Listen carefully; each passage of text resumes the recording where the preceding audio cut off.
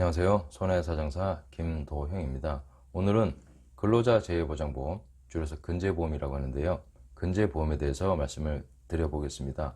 근재보험은 산재 절차가 모두 종결되고 난 후에 청구하는 것이 원칙이긴 하지만 국내 건설업은 여러가지 도급 단계를 거쳐서 이루어지기 때문에 산재 근로자가 사업주가 누구인지 또는 근재보험 증권을 확보하지 못해서 청구하지 못하는 경우가 가끔 있습니다. 그래서 제 생각에는 산재 기간 중에 근재보험 서류를 확보하는 것이 좋다라고 생각이 들고요.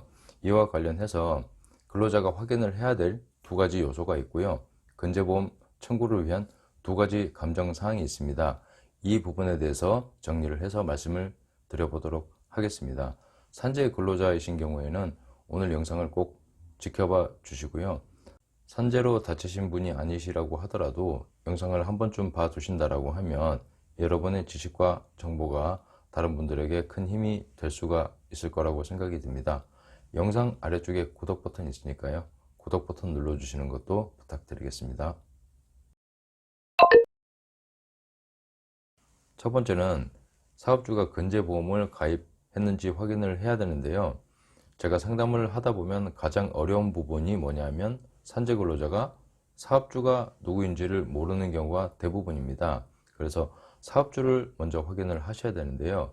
이 사업주를 확인하는 방법은 매우 간단합니다.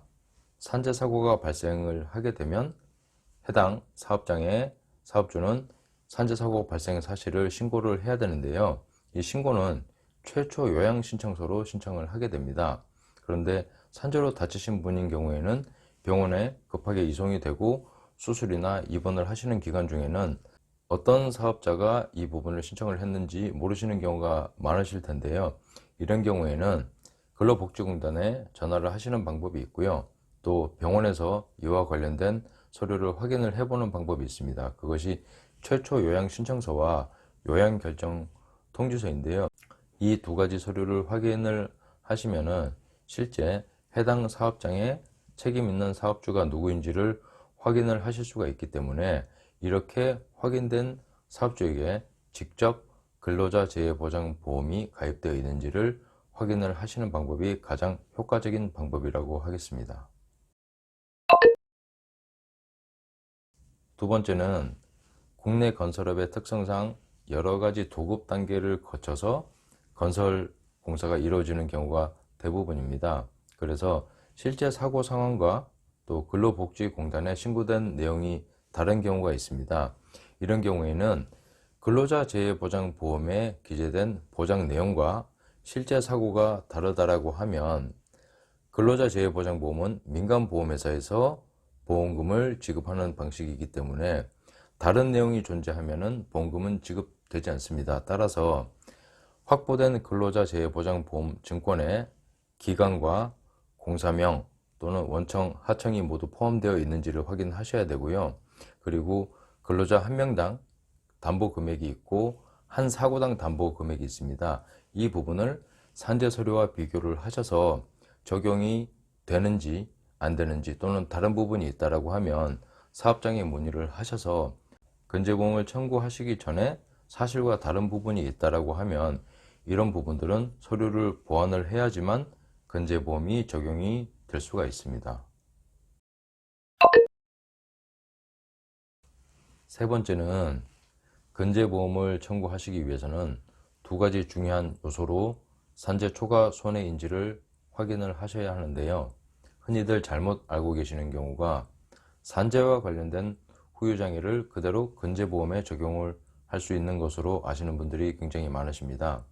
근재보험은 산재 후유장애와 달리 맥브라이드 방식의 후유장애 평가를 다시 받아야 손해액을 계산을 할 수가 있고요.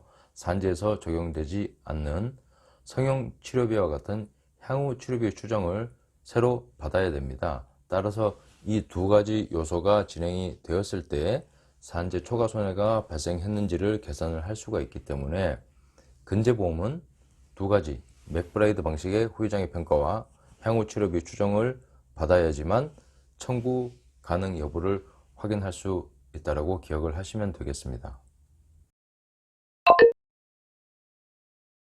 제가 근로자보험과 관련된 상담을 하면서 산재 근로자들이 어려워하시는 부분이 뭐냐면, 내가 알고 있는 사업주, 즉 나를 고용한 분이 되겠죠.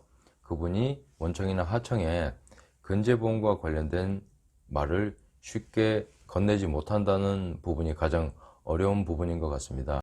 하지만 산재 근로자 본인이 이런 부분을 적극적으로 요청을 하지 않는다라고 하면, 나를 대신해서 이득이 없는데도 불구하고 이런 부분을 도와줄 분들은 그리 많지 않을 겁니다.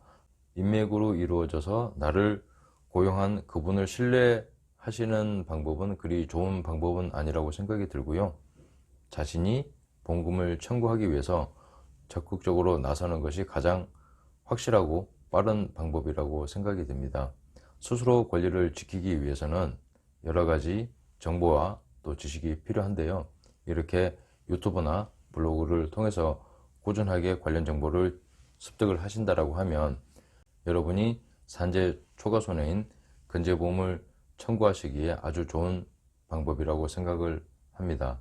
영상 끝까지 지켜봐 주셔서 감사하고요. 계속해서 저는 좋은 영상으로 여러분들을 만나 뵙고 싶습니다. 혹시 영상 보시는 중에 궁금하신 부분이 있으셨다라고 하면 댓글로 남겨주십시오. 제가 정성껏 답변을 달아보겠습니다. 다음에 또 뵙도록 하겠습니다. 감사합니다.